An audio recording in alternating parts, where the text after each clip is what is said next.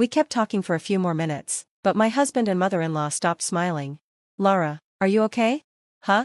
No, it's nothing, I said quickly. My husband looked at me impatiently. It felt like he had planned something. Then, my mother-in-law suddenly stood up. Ouch, oh. She held her stomach and rushed to the bathroom. Mom, what's wrong? My husband asked, looking worried. My stomach hurts so much, this can't be happening. Then, he turned to me. Lara, you didn't switch the tea, did you? I did. Me and your mother? Why would you do that? What's wrong with switching it?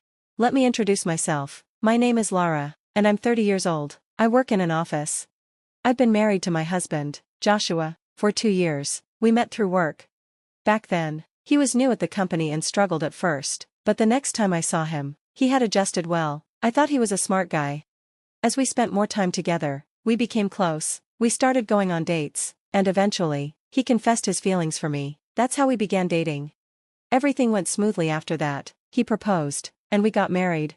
At first, our life as newlyweds was going well. My husband isn't good at cooking, so I handled all the meals. In return, he took care of cleaning, laundry, and even took out the trash without me asking. It was a nice balance. But recently, he's been acting differently. His attitude toward me has changed.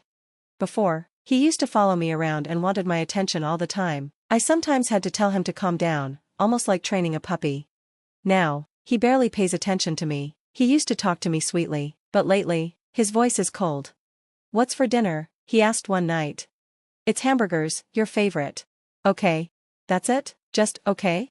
I spent time making his favorite meal, but he didn't seem to care. It was like he had lost interest in me. He used to be so kind. I miss that version of him.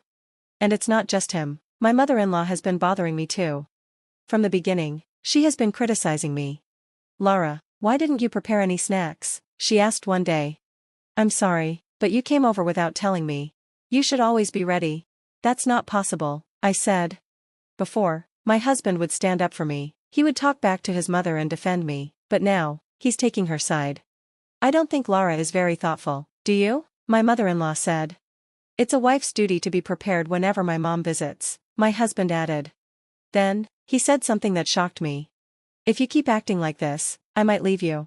Divorce? He never talked like this before. It made me sad, but part of me still wanted to believe in him. Then, one day, something unbelievable happened. On the weekend, my mother-in-law came over. Surprisingly, she brought tea and sweets with her. She placed a fancy tea set on the table and smiled at me. I bought the best tea today. Let's drink it together, she said cheerfully. Why is she suddenly acting nice? It felt suspicious. Then, my husband said, Thank you, Mom, I'll make the tea today. That was strange. Lately, he had been saying things like, hurry up and set the table, Mom is waiting, but today, he was being extra nice. I felt uneasy as he handed me a cup of tea. This smells amazing, my mother-in-law said, bringing the cup close to her nose. I hesitated and sniffed mine too. It smelled normal, but something seemed off. There were tiny bubbles on the surface. This isn't right. I can't drink this, but what should I do? Then, an idea came to me.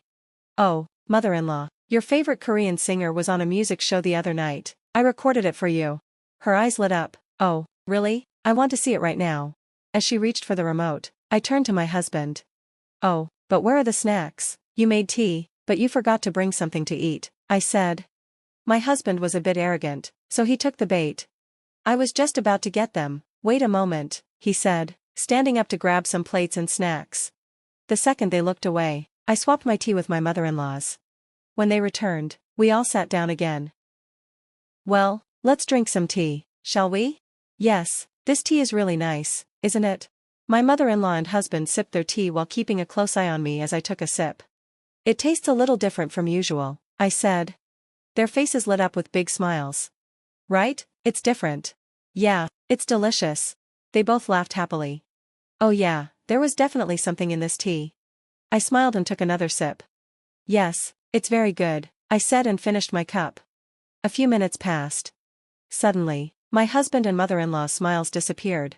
Lara, are you feeling okay? My husband asked, sounding nervous. Huh? No, never mind, I replied. It was obvious that he had planned something. Then, my mother-in-law suddenly jumped up. Ouch. Oh. She grabbed her stomach and ran to the bathroom. Mom, what's wrong? My husband shouted. My stomach hurts so much. This isn't normal, she groaned in pain. My husband's face turned pale. Lara, you didn't switch the tea, did you? I did, me and your mother. What? Why would you do that? What's the problem? Does that mean there was something in the tea you gave me? No, it's just that. Tell me the truth, if you don't, you won't be able to help your mother in time.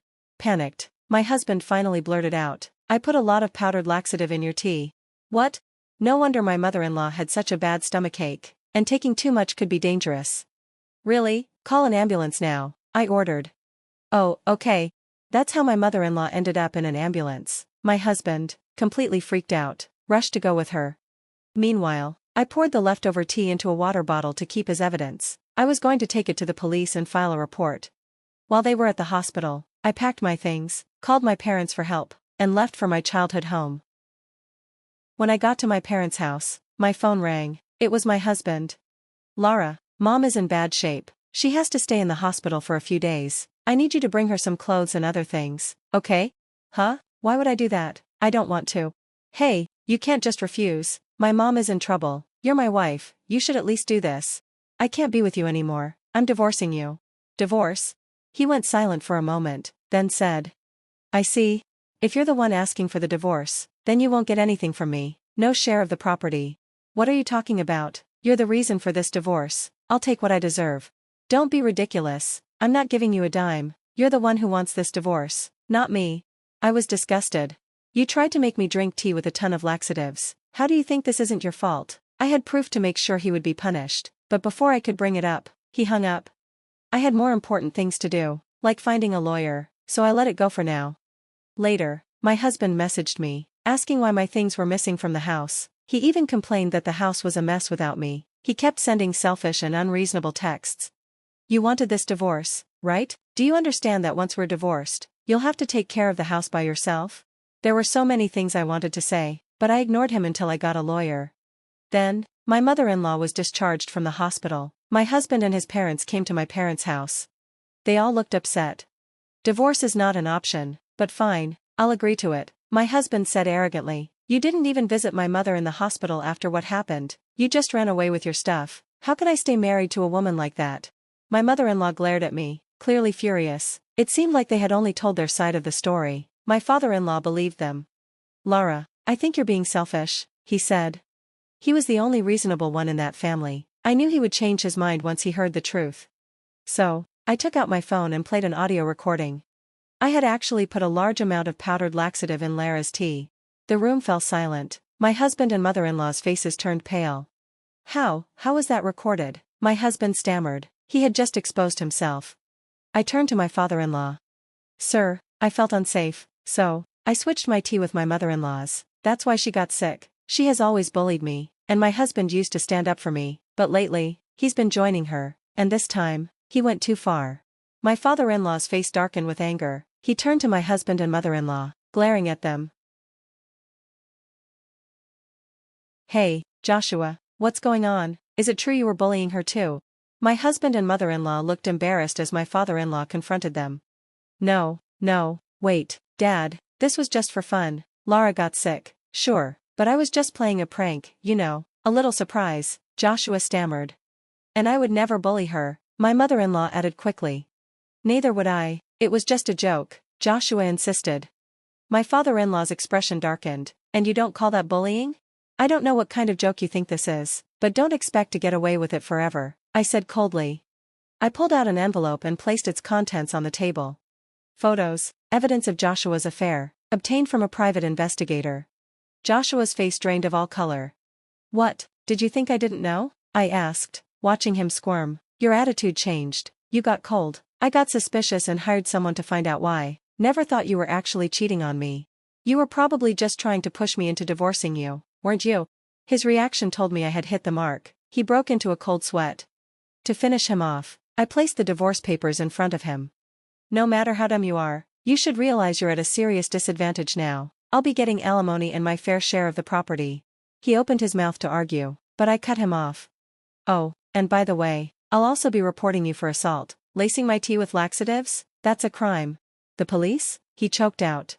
Wait a minute, don't you feel sorry for Joshua? My mother-in-law shrieked.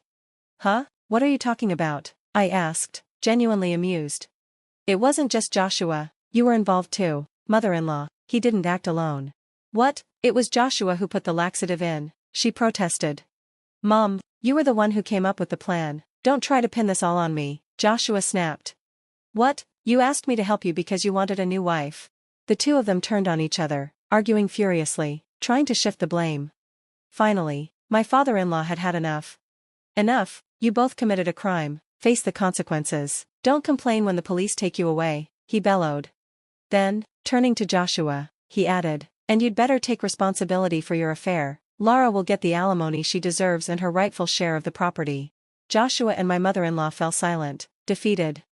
Justice had been served. My husband and mother-in-law were completely shaken by my father-in-law's furious outburst. Honestly, I was glad he snapped first, because my own father had been seconds away from losing his temper too. Taking a deep breath, I said, let's settle the rest through our lawyers. I pushed the divorce papers toward Joshua. He hesitated, but after another sharp yell from his father, he finally signed them. I am truly sorry for the trouble my foolish son and wife have caused you. I sincerely apologize, my father-in-law said, bowing his head before dragging Joshua and my mother-in-law home. After that, I filed for alimony against both my ex-husband and his mistress. I received $30,000 from each of them. Then, I went to the police. I submitted the audio recording of Joshua admitting to spiking my tea, along with a sample of the tea itself. The evidence was undeniable. My ex-husband and ex-mother-in-law were arrested and fined. Meanwhile, my ex-father-in-law, disgusted beyond belief, divorced my mother-in-law. She was left to fend for herself, forced to work part-time to pay off her fine, and since she and Joshua had turned on each other, she couldn't even rely on her own son. As for my ex-husband, his mistress was furious when she found out he had lied about the divorce being easy. She snapped at him, and in a cruel twist of fate, he ended up owing her alimony instead. To pay off both his debts, Joshua borrowed money from a loan company. The moment he wired the money to me, his mistress vanished. In the end, he was abandoned by both of us, left drowning in debt. Poetic justice. As for me, I secured my rightful share of the property and moved into a cozy apartment. I've been working hard, and just recently, I got a promotion. To celebrate, I'm thinking of taking a well-deserved trip with friends or my parents. Because let's be real, spiking someone's drink with laxatives is a crime, it's not a joke. My ex-husband and his mother deserve every bit of their downfall. At least my ex-father-in-law turned out to be a decent man who saw the truth. It was a disaster, but in the end, I got my freedom. And maybe, just maybe, there's someone wonderful waiting for me in the future.